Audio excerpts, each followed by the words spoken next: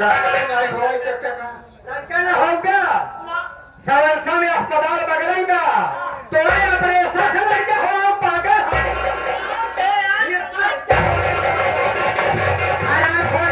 देखो जैसे मैं नाचो बहन नाचू गाँव की वैसे शादी में नाच लगाना पड़ेगा मुन्ना सभासद वार्ड नंबर 7 जो कि पूरे प्रदेश में है हमारे छोटू जान जो कभी कार्यक्रम चमनी लाल इनकी तरफ इनके कार्यक्रम देते हुए क्यों लोग क्या पूछता रहे कार्यक्रम है आप वार्ड नंबर 8 महेश बिंद ये सभासद साहब आप साहब के तरफ से प्रोग्राम को देखते हुए 1,000 रुपए का पुरस्कार देखो दोनों भाई लाइन में लग जाओ बाजा बाजने पे नाचना ठीक है ना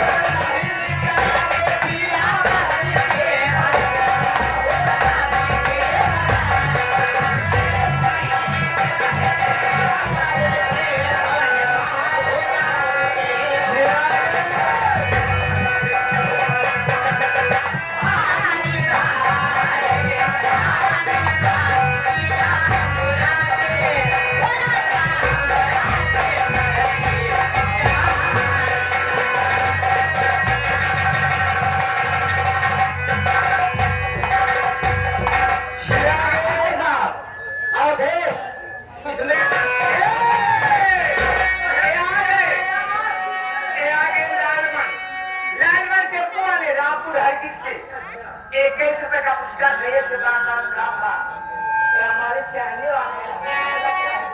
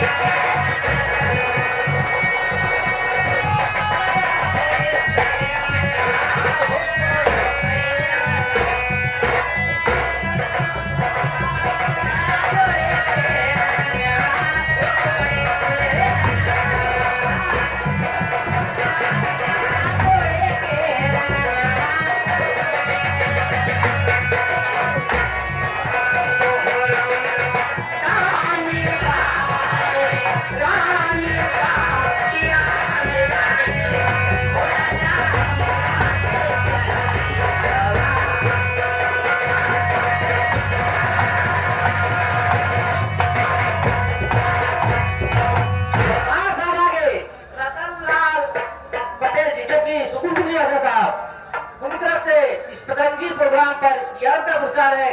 भैया का कहना है नौटंकी के साथ साथ भैया लगा पंखों दिख रहा है घरे को व्यवस्था देखा जाया आगे हमारे साथ नानी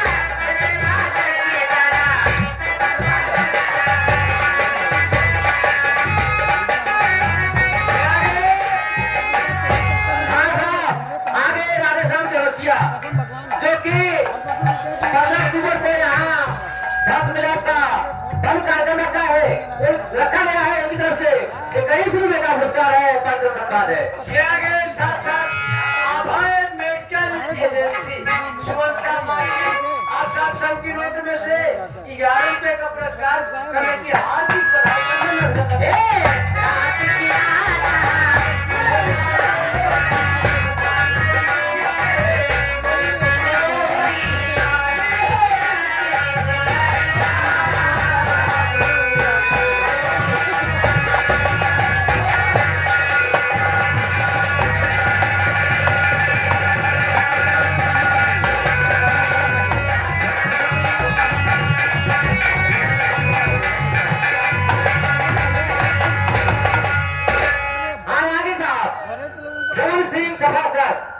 सुगंधित तरफ से 31 रुपए का पुरस्कार है, पार्टी का धन्यवाद है। आप लोग शांति बनाए। अब आप लोग शांति बनाए। आपके बीच समय अभाव को देखते हुए अभी हमारे कमेटी के तरफ से कुछ कार्यक्रम बाकी। आप लोग समय 5 मिनट का दे दूसरे गाड़ी लेके काम करते हमारे लेते यहाँ पर उपस्थित सभी साथियों का हृदय की गहराइयों से विश्वकर्मा पूजा समिति नगर पंचायत सोहंसा आप सभी महान भावों का हार्दिक स्वागत, वंदन एवं अभिनंदन करती है। यहाँ इस कार्यक्रम के मुख्य अतिथि के रूप में हमारे नगर पंचायत के चेयरमैन भाई वेद प्रकाश बिंद जी, जो कि इस कार्यक्रम के मुख्य अतिथि हैं, वो किसी कारणवश नहीं आ पाए हैं। उनके प्रतिनिधि के रूप में भाई ओम प्रकाश बिंद जी, भाई दिलीप बिंद जी आप आए हुए हैं। आप मंच पर आवे और मंच की शोभा बढ़ावे। भाई ओम प्रकाश बिंद जी और